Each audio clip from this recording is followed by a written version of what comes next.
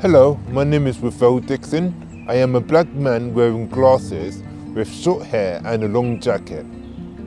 Welcome to a brand new series called Journey into Arts, where I will be interviewing people who are well known in the arts sector, as well as learning about the process when it comes to creating new work. Today, I am in Oxford, where I'll be meeting Sonia Boué, who is a multi-form artist specializing in collage and is a consultant in the arts sector.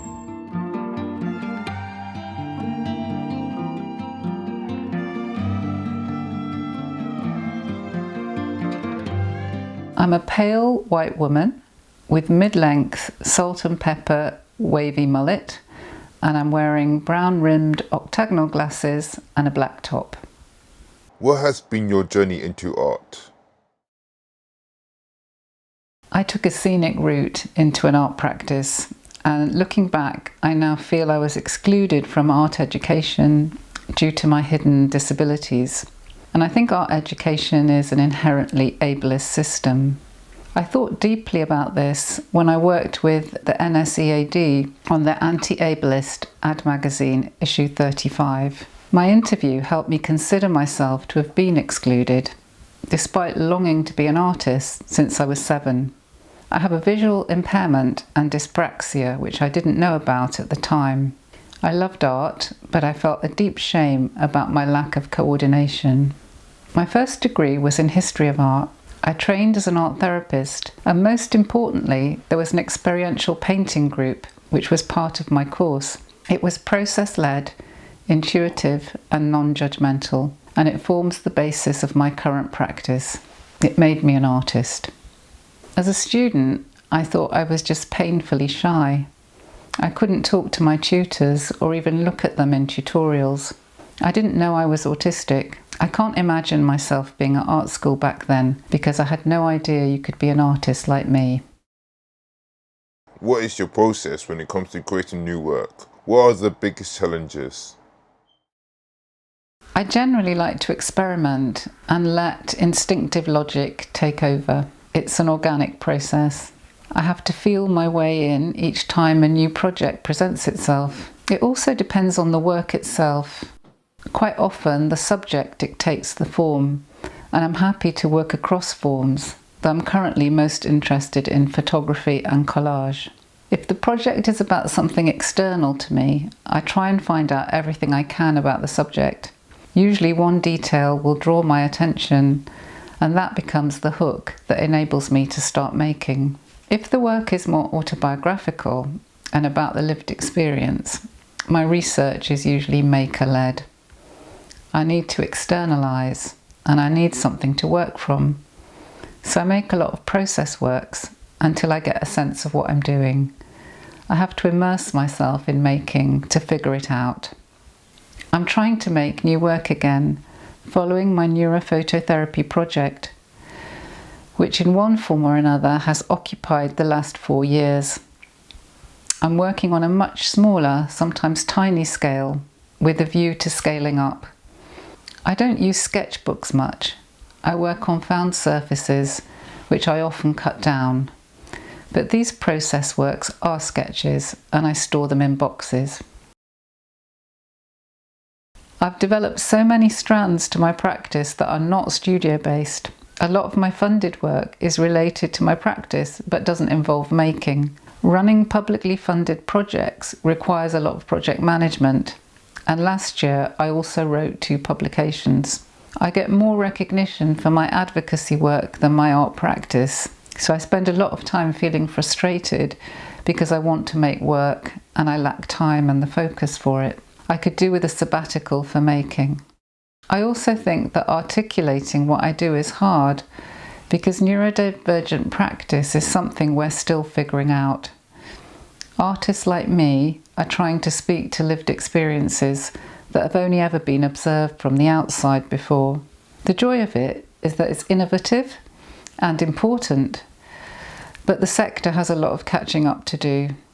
When you have a practice like mine, there's a danger of being othered, and this makes me incredibly careful about what I share in public. Show me an object that represents you or relates to your artwork. Can you tell us about it and why is it important to you?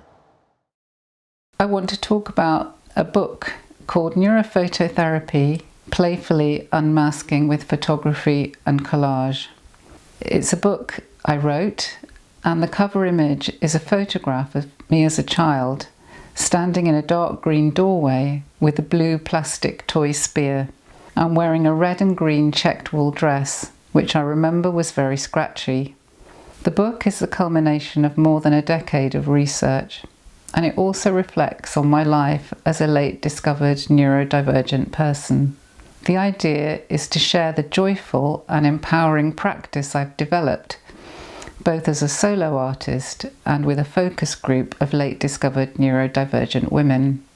It's been published so that other late discovered people can also benefit from it. The method involves reclaiming our pre-masking selves and reconnecting with the sparky kid who knew who they were and didn't mask. This is so needed because late discovery can be a very significant life event, and there's very little support and understanding for it. Diagnosis and self-discovery are often treated as an end point, when actually people may need to undergo what I see as an identity transition. We often need to unlearn unhelpful normative conditioning, which includes internalized ableism. This can be gnarly and bewildering, especially for people who are newly discovered. What is your favourite place to visit? In my dreams, I'm back in the district of Barcelona called the Barceloneta, as it was in my childhood, before the tourist invasion and the Olympics development of the early 1990s.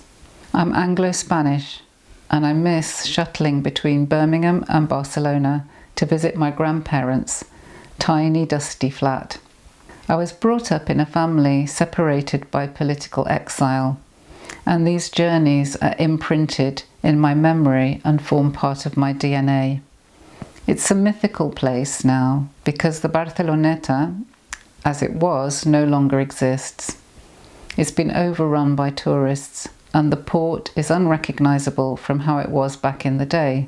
But I go back often in my imagination and have done so many times in my art practice. In fact, revisiting my grandparents' flat creatively has led to a whole body of works that exists in an archive on my website. This work took place between 2013 and 2019, and I'm about to make some new work that relates to it. If you weren't an artist, what would you be? If I wasn't an artist, I'd probably be a writer. What I'd most like to be is a clown, but I hope I'd be a funny clown and not scary. What's the one thing you would change about the visual arts sector? I try to bang the drum for the digital space. The digital offer is as vital now as it was during lockdowns. I grieve for the loss of it. So many of us are locked out of cultural opportunities because we're unable to access spaces in real life. It can take days of planning and recovery to access a single event, which is not doable for many people. It's also horribly expensive. We know digital poverty exists too, and that's another question. I want to see more development of online spaces and forms too.